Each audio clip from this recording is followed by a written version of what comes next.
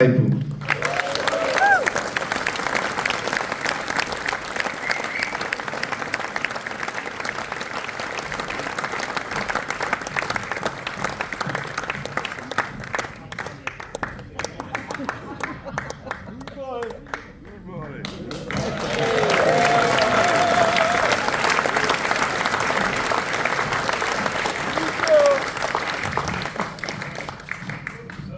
That's a bit low.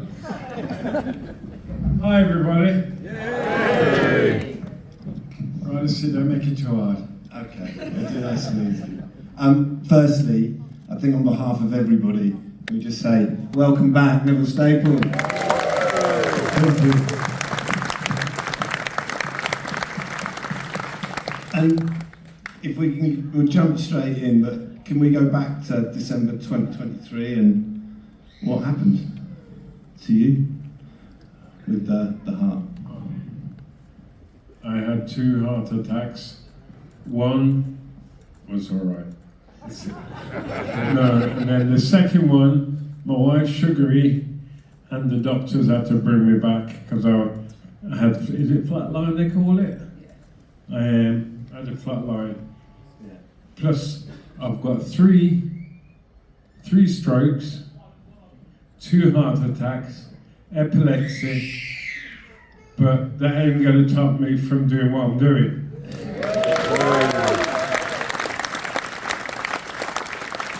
And Sugary, if we could just come to you, because obviously, although it was hell for Neville, for you it must have been even worse. So how did you cope, and how did you get through that particular phase? Yeah, well, it was scary, really scary. So it was almost a year to the day, anniversary of Terry Hall dying, and there was Neville literally on the kitchen floor, and there was a nurse there because she'd already been visiting for some physio, and she put a machine on and she said, he's gone. And I went, no, he hasn't gone. He has not gone. And, I refused.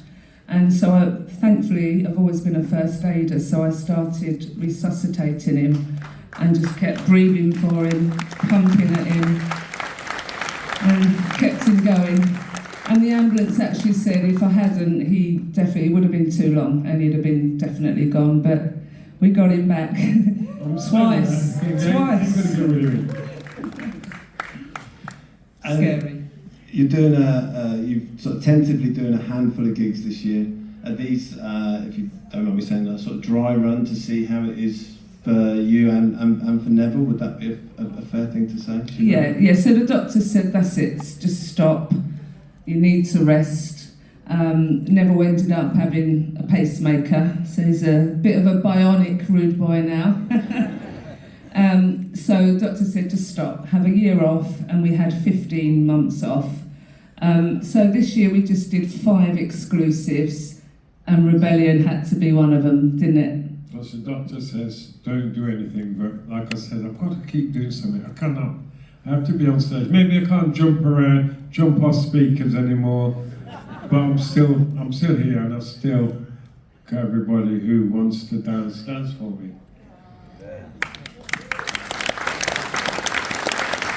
Thanks. And so Neville, how hard was the last year for you when you couldn't perform? Because you were pretty much under instructions. Was it literally nothing? No exercise, no, just a very... Nothing. How did you cope with that, and how did you get through that? How did I cope? If it wasn't for my wife sugary, I had to He dossed about. He just sat on his arse, dossed about. No, I just couldn't do anything. I wanted to do something, but the doctor said if I do something, I ain't going to be here. So, behind his back, I done something because it was scary. I've got to tell you, it was scary. And how did you find the first shows back? I mean, for you it must have been a relief, and I take it that you were sort of singing and dancing with one eye. I was terrified. The band were terrified. We knew, he's a rude boy. He can get through most things. Yeah. But yeah, we were scared. But it was a brilliant show up in Birmingham. Raised 185 grand for some kids at Acorn Children's Hospice. It was brilliant. Yeah, I had to do something. And to It come was back great. and do that was fantastic. So if I didn't come back and do something like that, God knows what I'll be doing. Probably won't be here. Well, we've spoken before, and you've always said that you are a born entertainer, and this is your natural habitat. Yes. And you have a very special relationship at Rebellion. So, can both of you, Sugary and Never, tell me what Rebellion means to you? Oh, every time we played here, we should have played here last time, but I don't know what happened. You had something on the beach or something? Oh, yes. We should have played there, but God knows what happened there.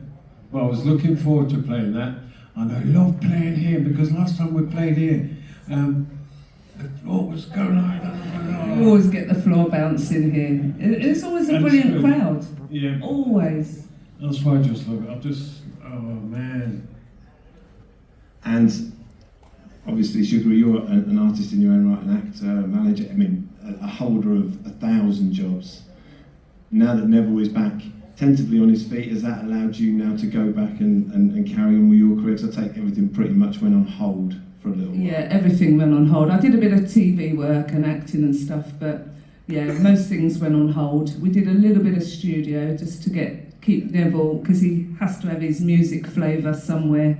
So we did a little bit of studio work, and we attended some special events, mostly for charity, just showed our face. But yeah, I'm back on full on with my other work as well now, yeah. And Neville, we can't not talk about the specials. And we don't want to sort of stay on the negative side, but I was talking to Suki and your entourage earlier, and we were talking about those first special reunion gigs and just how explosive they were. Can you pick out one gig from those early ones when you got back together that sticks out? And with a reunion. Yeah. Oh, that was something out of this world. Because it's like I was a young kid again, because once you see the crowd buzzing and jumping around, it's like, oh gosh, I didn't think the specials was carrying so much love from the different people not until, but when we done the reunion, it was like, wow, it was fantastic to do it. And I didn't want to stop. Like we finished once, we'll finish the set, and he was like, oh God, he started literally crying because he didn't want it to finish. So coming back and doing the reunion, that was something else. Because we had young kids come in who their parents used to play music, the specials music with them. But honestly, it was fantastic. Didn't want it to stop. And when it did stop, and we're going to go back actually, I want to go back to the 90s, because you went to America with a brand of the specials and did loads of gigs in America when ska punk was taking off. Is that correct? So when I went to America, I stayed there for about eight months. But the thing with this, sorry. See, that's a memory that's so strong. And the thing is, when I went to America, because they hadn't seen anybody from the specials, so when they saw me as from the specials, the amount of gig and the love from the people, the fans, so fantastic. So it's like, plus they played a lot faster. They played it music, and for somebody from the specials, they kind of loved that. That's what they wanted. And obviously, America, I think you had No Doubt were one of your support bands at one point, is that correct? Yeah, No Doubt, Rancid, Planet Smashers. When I used to do shows, they used to support Neville Staple and the Hitmen. That's what the band was called, the Hitmen. So playing with the Hitmen, like I said, it's because it's somebody from the specials, and they were fans of the specials.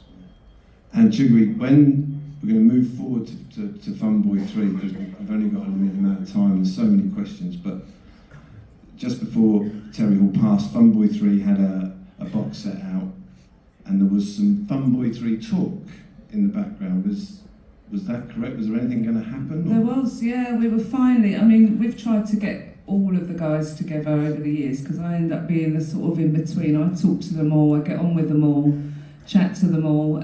So we've tried various times to get everybody together, including Jerry. And that's not happened for all sorts of reasons. But the Fun Boy 3 reunion was definitely in talks. And that was a year before Terry had passed. We were talking about the box set, we agreed all the licensing for that. And then we were talking about doing a tour. But unfortunately, that's the year he died. It was supposed to be the following year. But yes, there was to get some everybody talks. together, because the ups and downs is what it's difficult. I don't get on with you. But that's been about in a band, you know. So I would have done it. I would have loved to everybody to have got back, even just do one tour or 5 shows or whatever. But I would have done it. But being how bands act over the hours is difficult. And I think also there's such an appetite for everything specials and Fun Boy 3. I think if the tour had happened, I think it would have been a massive success. But a lot of people don't talk about Fun Boy 3, but I kind of like Fun Boy 3. No, I kind of like Fun Boy 3 because the first album was we were all getting our feet together. The second album was more, let's say, professional. Like the first one, after the specials split, oh, what we're going to do? So if you listen to the first album, you can tell the difference. And there's a lot of controversy in some of those. If you listen to the albums, Fun Boy 3, it wasn't all just fun and games on Top of the Pops, you know, looking fun and a bit silly at times. There's some real cutting-edge songs. There's some of my favourites on the second album. Really good stuff. Well, I think much like the specials, they remain timeless. I think Lunatics taking over the Asylum, I think is, if not more relevant now than it was back then. That's one of my favourites as well, the Lunatics. I think that's when a lot of things was happening in America and with the politics. So the Lunatics were basically taking over. Can I just say as well, the Lunatics has been the most synced song, the most licensed out of all of Neville's catalogue, which I helped manage. But that one has been used literally everywhere. So many times. Rappers take the backing track, rock gods take the backing track, loads of adverts. That's the most synced and the best royalties as well. And we can't not talk about Fun Boy 3, but we have to mention the fashion of Fun Boy 3. Because going from the specials, which was sharp, I mean really sharp, and then espadrilles. Come on. Here we go. The green shiny shorts. No. Face magazine, front page, Neville in shiny, glittery green shorts. That's when I used to be fit. Batty riders, wasn't it you called them? But were you up for that, for that complete change of musical direction, and also in the clothes? Was that a deliberate action to sort of distance yourself from the specials? It's not so distant. A lot of people say, oh, you only dress like that because it's specials. But you've got to remember, well, a lot of people's got to remember, that's how I grew up. And they say, oh, you're not a rude boy. But where I came from, 5 years old, came from Jamaica. We lived in a shack, because I remember it when I went back for the first time, right? Our bed was, what do you say, had a crocus bag, which is like a coffee bag, so, and on the post, we just chopped them down, and the wallpaper was newspaper. You could hear the rats running between. So I always remember that. So I come way back from then, and growing up, my dad and the family, that's how we used to dress. Like the hat, and stuff like that. So a lot of people think, oh, it's just because it's specials.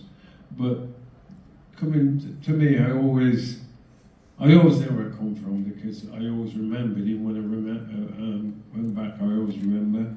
Is that why you dress so funny with fun words free? Were you rebelling?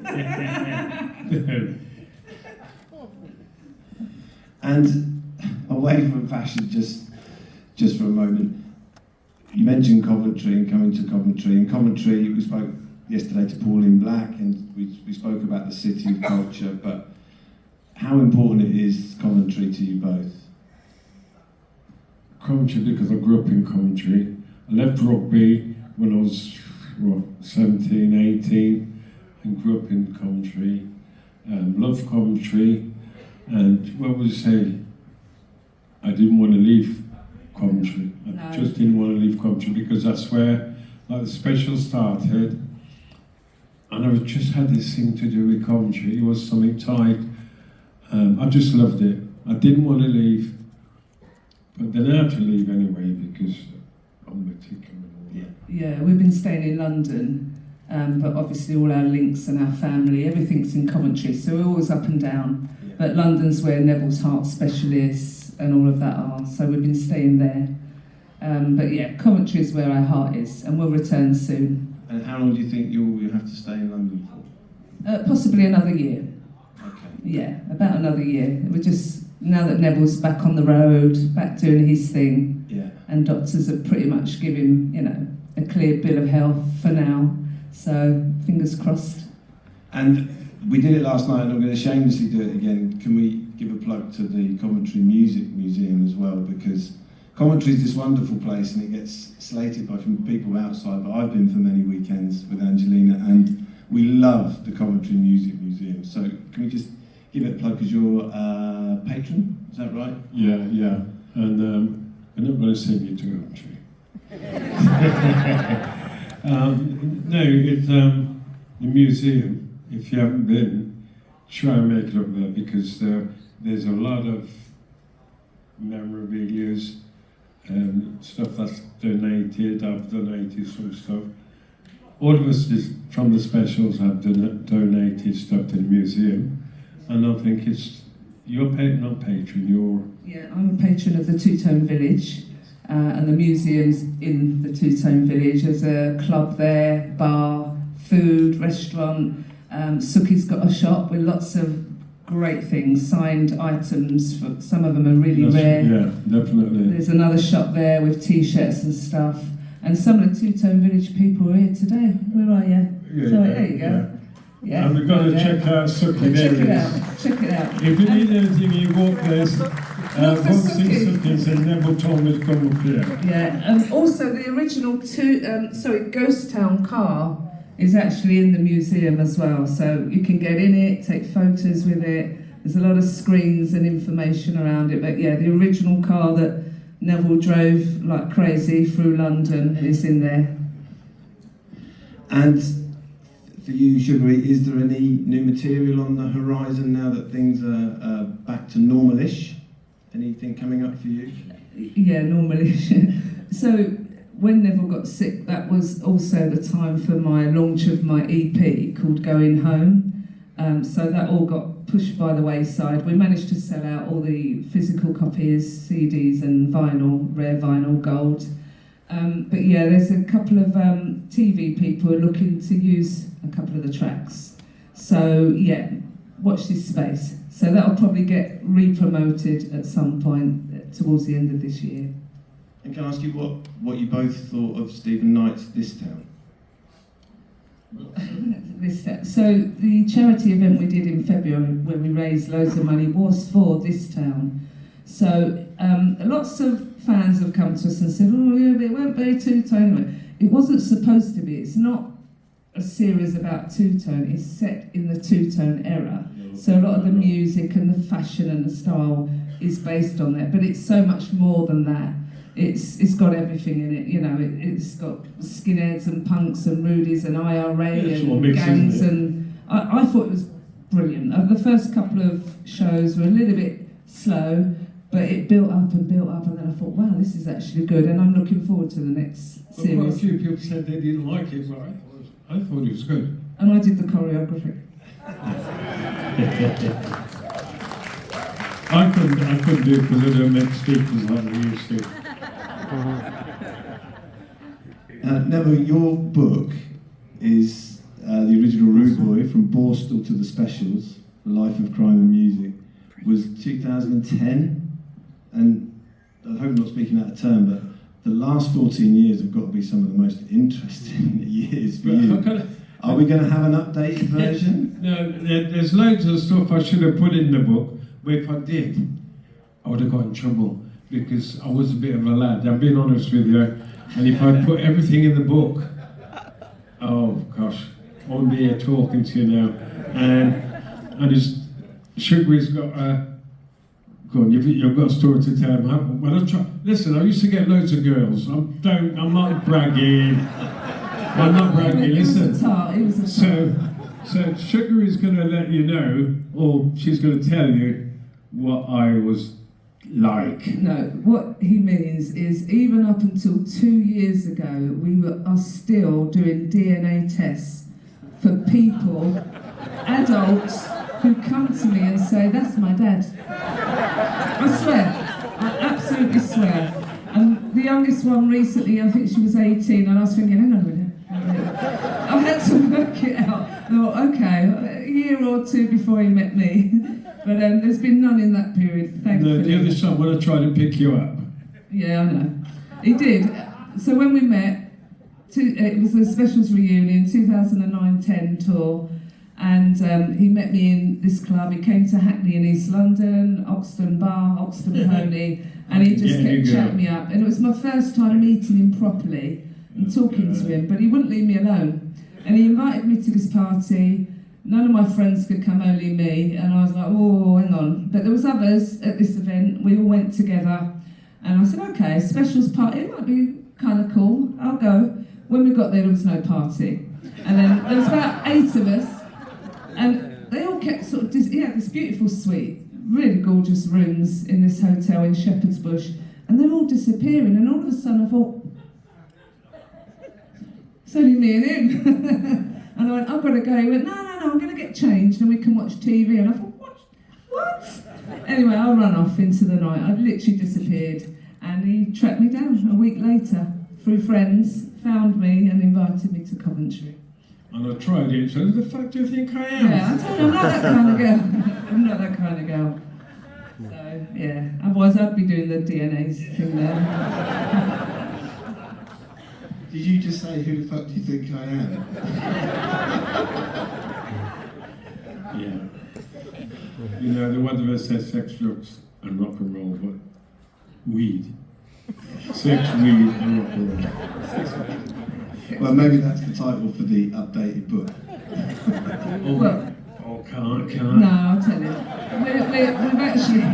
We're doing a biography for TV. We've already filmed most of it. There's a lot of really great stars who've come forward with their little anecdotes about Neville. We're hoping to release it by next year, probably on Netflix or BBC. There's a lot of interest in it. We're just finishing it now. I'm executive producer. We're working with some really great directors, so that will have, we're calling them the sugary years since I met him, what I've gone through. the great years. But yeah, so that will be out soon, and that's kind of a follow-up to the book and includes time in the book. Okay. So, and this is quite important, I think, is that for a lot of bands that are coming out now, where's obviously the best place to find Neville Staple band information, and also which is the best place to buy merch and CDs and LPs to make sure that most of the money goes to the artist to keep you out on the road and keep you working. So where's the best place to go? Yeah, definitely. Any of our shows, we always normally, we're not doing a merch store here because we've run out. We sold out a couple of weeks ago in Camden. But yeah, always at the shows. If anyone attends out my Skama Festival, which I run twice a year, if you go to the Two Tone Village, we always give exclusive merch to the Two Tone Village. They have the book signed, they have exclusive T-shirts and so on. You can always get them there. And other than that, go to fromthespecials.com and all our information's on there. Fantastic. So we're going to finish with 10 quick-fire questions. Okay? So, first one, we're going to start nice and easy. Ghost town or message to you, Rudy? And this is for both of you. Message. Okay. Message.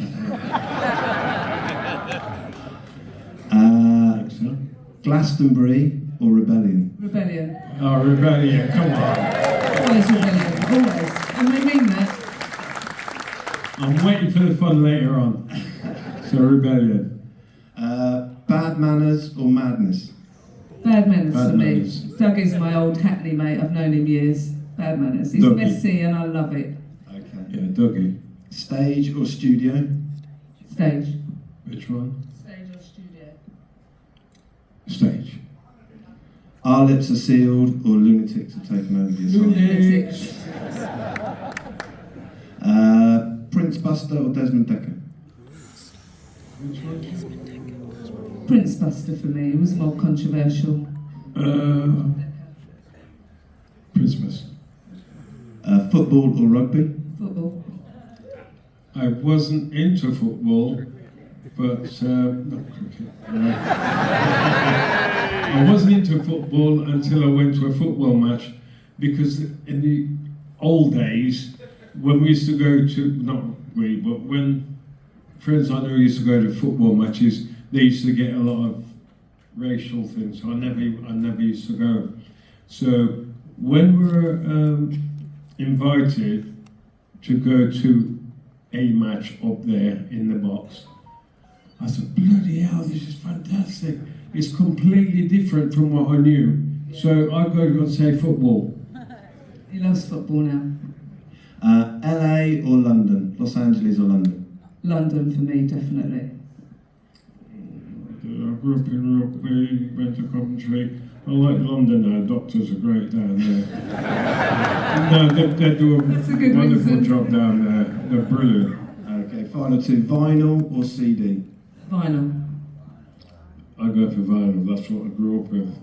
And finally, we asked this of Pauline last night. It's a really easy one to finish on. Reggae or punk? Punk for me.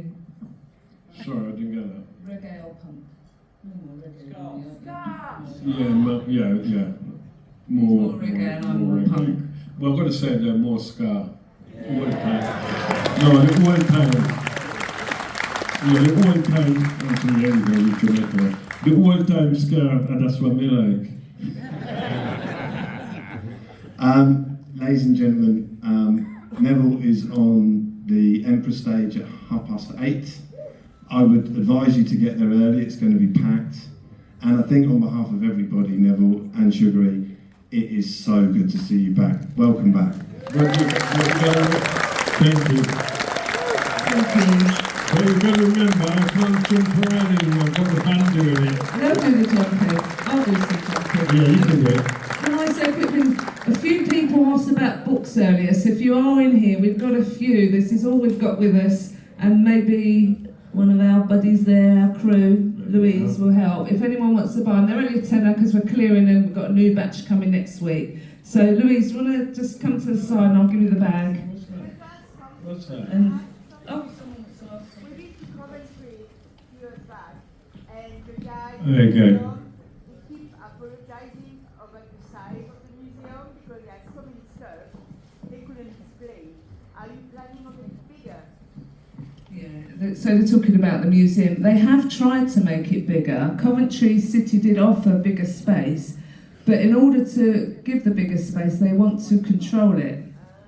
And when they start controlling it, that means a lot of the things they don't like in the museum, they're going to pull out and say, oh. So that's the reason they've kept it a smaller space, unless someone suddenly donates a big space, because it costs a lot to keep it running. Yeah. Ladies and Question. gentlemen, Neville and Christine Sugary, stay full.